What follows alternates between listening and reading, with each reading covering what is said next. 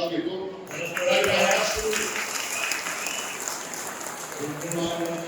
मालिका सुरू झाल्यानंतर मला कधी शिवराज दादा आणि तुमचा सामर्थ्य कधी मला सांगते मी 100% चांगली मदत करतो. आणि सगळ्यात महत्वाचं आज निवडणूकच्या मुद्द्याला सगळे दोन शब्द क्लिअर करतो.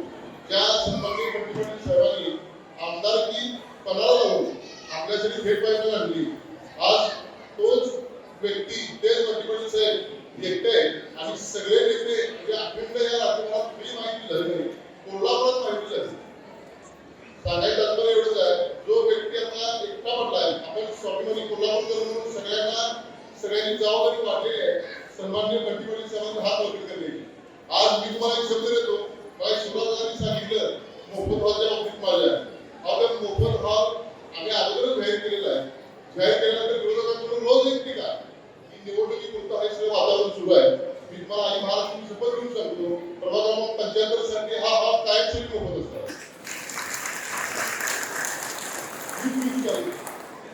म्हणजे 75 म्हणजे जुना 75 होता आणि आज मी दादाच्या शेजारी बसलेले दादाला माहिती आहे की आम्ही भूमिपूजन 20 साली केलं. 20 ला भूमिपूजन दादाच्या हस्ते झालं आणि दादाच्या हस्ते होतं उद्घाटन करायचं. दादा 4 तास तिथे होते. दुसरा एक महत्त्वाचा मुद्दा बोलायला गेलं तर शिवसेनेचा एक उमेदवार आहे, रोज उठून एकच मला धूर फवारणी पाहिजे, औषध फवारणी पाहिजे, गटर करून द्यायचे, रस्ते करून द्यायचे. प्रत्येक ठिकाणी पालकमंत्री आणि आता धूर फवारणी पालकमंत्री लागत नाही. तुझ्या दारात परवा तुम्ही पण बसवलाय आणि हे इकडे प्रचार करायला की तुमचे सांगायचं तात्पर्य एवढं आहे, माझ्या प्रभागात मी काम करून तुमच्याकडे मत करायला आलोय. त्याच्या शेजारी गटरीचं पाणी, रस्ते, लाईन, ड्रेनेज या सगळ्या व्यवस्था नाही. तो व्यक्ती आमच्या इथे सांगतो की माझी पालकमंत्री जवळ जाईल आणि त्या व्यवस्था करून देतो. आज प्रभागात काम करत असताना सीसीटीव्हीचं कव्हरेज आपण कव्हर करतोय आणि येत्या 4 दिवसामध्ये आपल्याला प्रभाग सीसीटीव्हीवर कव्हर होईल. 1 लाख बाबतीत होतो.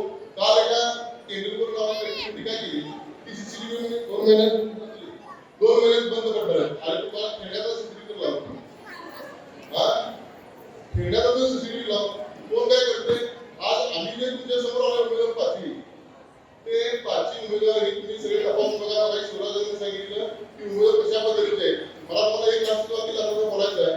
मुलग्याला मुलगी बघा गेल्यानंतर मुलीकडची लोक विचारतात ना तो काम काय करतो, त्याचा व्यवसाय काय, त्याला बाकीचा अनुभव काय विचारतो नाही आपण. तसं आमच्या उमेदवाराच्या बाबतीत तुम्ही विचारून बघा आणि विरोधी उमेदवाराच्या बाबतीत विचारून बघा.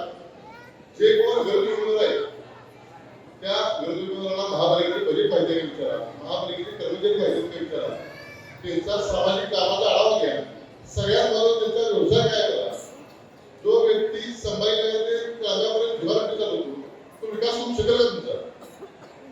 कधी नाही. आपण पाटलाच्या घटनांनी निवडणूक आले आणि कायमस्वरूपी राजकारणात असणारी व्यक्ती आहे.